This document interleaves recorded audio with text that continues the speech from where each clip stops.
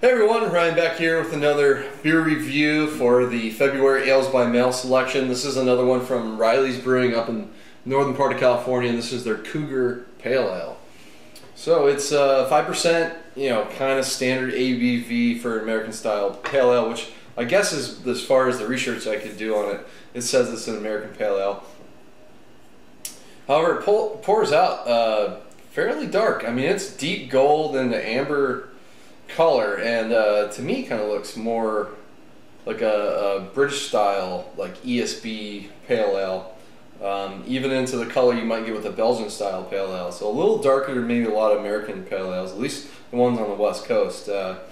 Just off-white head on there, so I'm guessing there's a good, decent amount of crystal malt in there. So let's get the aroma.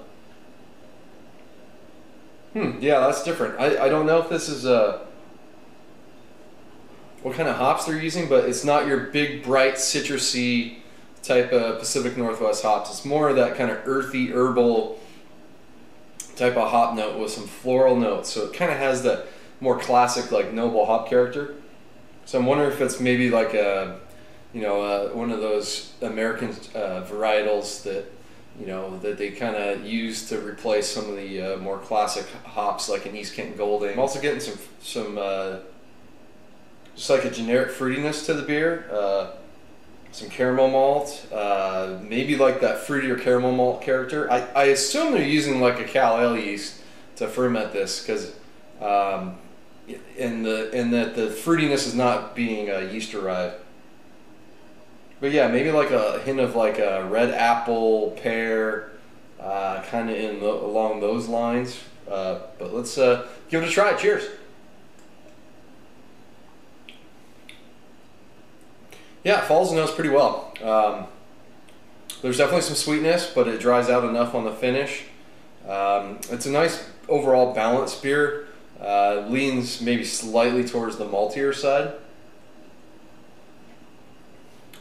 Like up front, you get a little bit of bitterness, and like I said before, it's that herbal, earthy, floral type of hop character. And then it transitions right into a big malt, definitely an underlying sweeter kind of bread note, and then caramel notes.